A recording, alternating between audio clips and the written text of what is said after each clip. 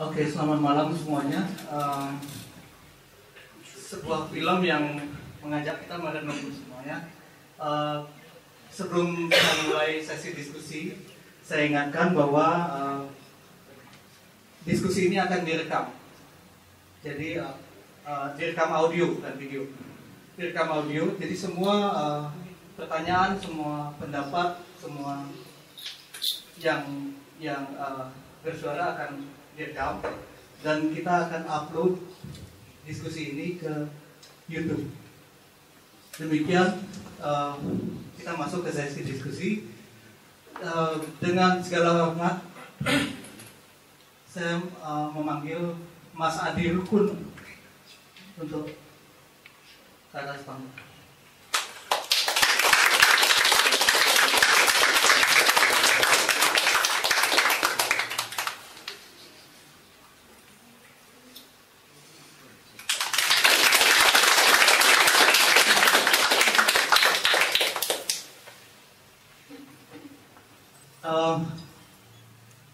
Ini saya sudah nonton duluan karena saya sebagai penyelenggara harus tes gambar dan tes suara, dan saya nonton dan sepanjang film saya nangis.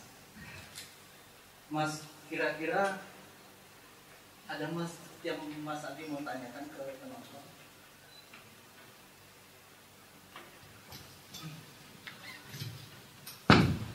Sebelumnya saya ucapkan selamat malam dan terima kasih kepada warga Bali yang mau menonton senyap. Terima kasih juga pada Mas Ego yang telah mau menyelenggarakan nonton bareng ini. Saya khususnya datang ke Bali ini karena rasa hormat saya terhadap masyarakat Bali, makanya saya hadir di sini. Jadi misalnya Mas mau tanya sesuatu kepada penonton, saya sendiri nggak tahu mau mulai dari mana, berat sekali buat saya film ini. Dan ya tentu saja Mas Adi yang mengalami sendiri. Ya, saya sendiri pun di hampir setiap kesempatan terkadang ngomong juga nggak bisa. Kebetulan saya tuh memang nggak bisa ngomong. Tapi sebetulnya gimana ya? Beban batin itu bagi saya itu sangat besar.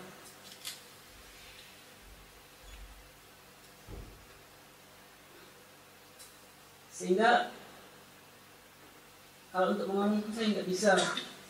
Walaupun sebetulnya sangat banyak sebetulnya yang mau kepengen aku ungkapkan.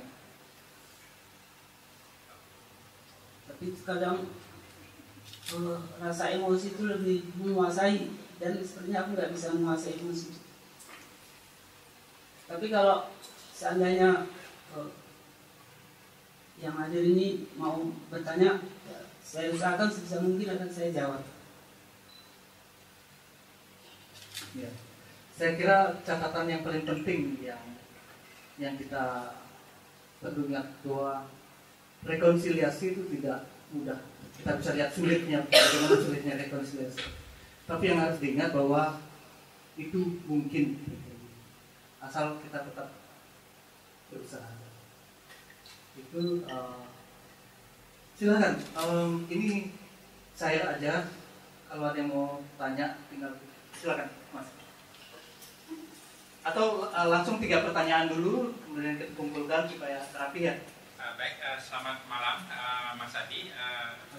Saya bersyukur sekali pada kesempatan ini bisa berbicara langsung, karena kemarin saya juga di telekonferensi sempat bicara langsung dengan Joshua. Jadi dengan adanya film ini kita bisa melihat dari perspektif yang lain. Sebab selama puluhan tahun kita hanya menyaksikan dari satu versi saja. Filmnya kan kita tahu itu diwajibkan untuk nonton. Dan di desa saya juga dulu ada. Oh, ini kuburan PKI satu lubang sekian. Jadi saya waktu itu belum lahir. Jadi perspektif saya bertahun-tahun sudah disetel sedemikian rupa. Jadi dengan adanya film senyap, film jagal, jadi paling tidak bisa mendapatkan pencerahan. Apalagi di era reformasi ini. Sebab saya juga secara tidak langsung keluarga saya jadi korban. Jadi keluarga saya adalah campuran Tionghoa dan Bali. Itu bukan anggota ini, yang merah itu bukan, jadi kita netral. Jadi pada kekacauan chaos itu, jadi ada kesempatan oleh seorang tokoh desa, karena mungkin iri ya, karena orang Chinese itu kan ular-ular di desa itu, jadi diancam. Jadi tanah apa disita, padahal kita bukan anggota. Jadi secara tidak langsung juga kena getahnya juga dari kejadian seperti ini. Dan setelah adanya film ini kita tahu sih siapa grand desainnya dari kekacauan seperti ini. Banyak orang yang menjadi korban itu karena tidak tahu. Kita ambil contoh sekarang pemilu ya, dengan sembako dan uang 50.000 itu mau nyoblos apa yang diarahkan. Apalagi dulu zaman susah, orang tidak berpendidikan, memilih katakanlah ikut dengan PKI atau organisasi yang terkait dengan PKI, organisasi buruh. Itu mungkin bukan karena ideologinya, mungkin karena nggak tahu, karena belum berpendidikan. Dan sekarang orang-orang seperti itu dulu banyak jadi korban. Jadi dengan adanya film seperti ini saya bersyukur sekali. Dan kemudian satu pertanyaan mungkin tidak terlalu penting. Apakah Mas Adi dengan film ini tidak pernah mungkin mengalami intimidasi? Sebab kemarin saya lihat di internet di Malang itu dihentikan filmnya, dikacau. Jadi begitu saya habis nonton Taman Baca, saya buka ini, mungkin 2 jam kemudian, udah ada berita di Malang dihentikan secara paksa. Tapi di Surabaya syukurlah enggak. Jadi apakah Mas Adi mungkin aman-aman saja selama ini? Saya harapkan demikian, karena kalaupun itu masih ada, wah sayang sekali. Orang seperti itu masih hidup di zaman kegelapan. Saya kira demikian. Terima kasih. Ya, saya menjaga jawabannya di sini.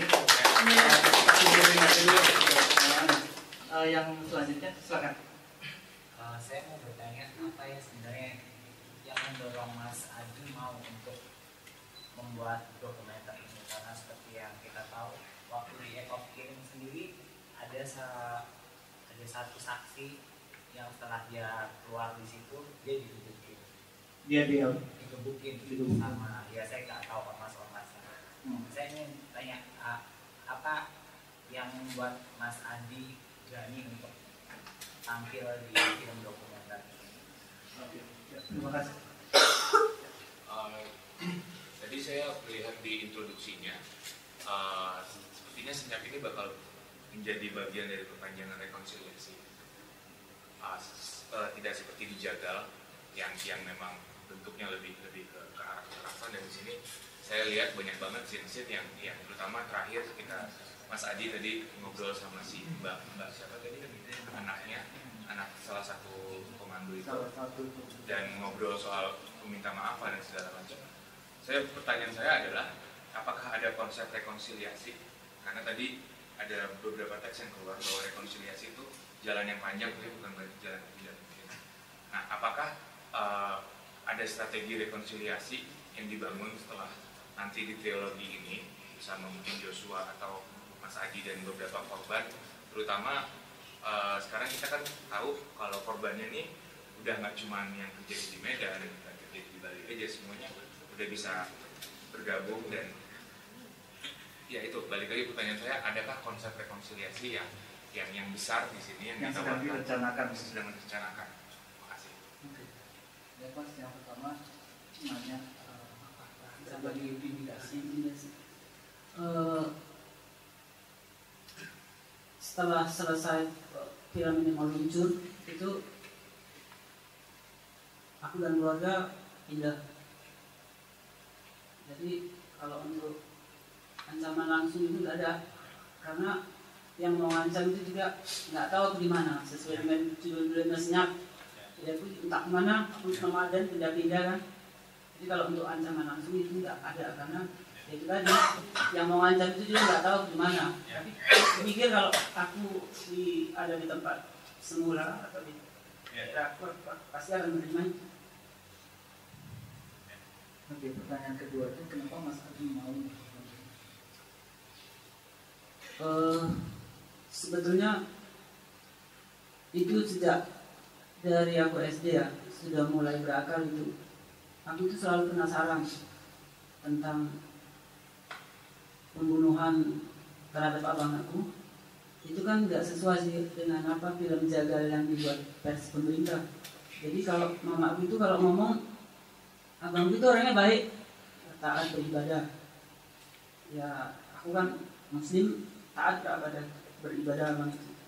Jadi udah gitu pokoknya baik lah abang itu. Tapi kok dibilang itu nggak seperti itu, artinya kan kok gini kan gitu.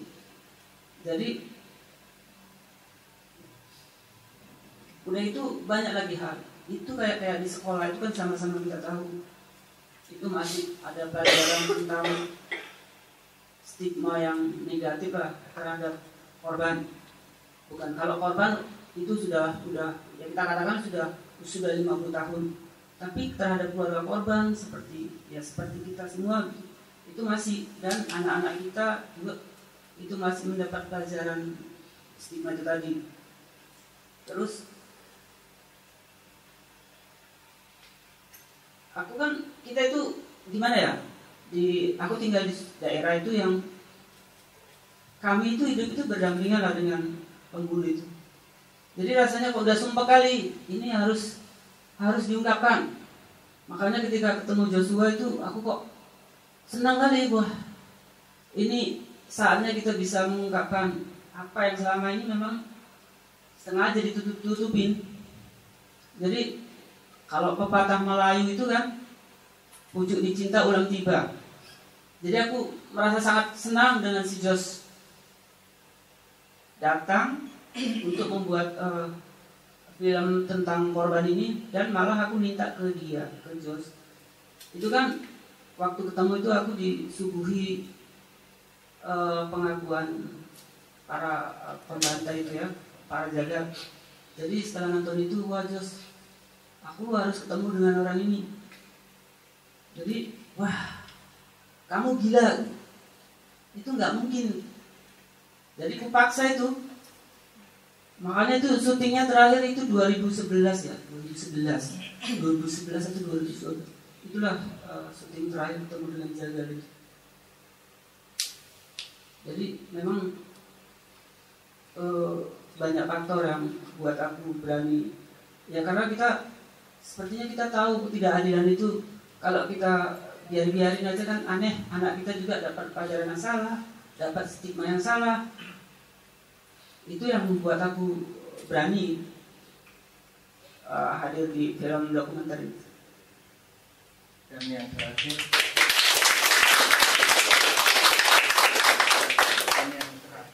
tanya apakah ada rencana jangka panjang untuk rekonsiliasi ini?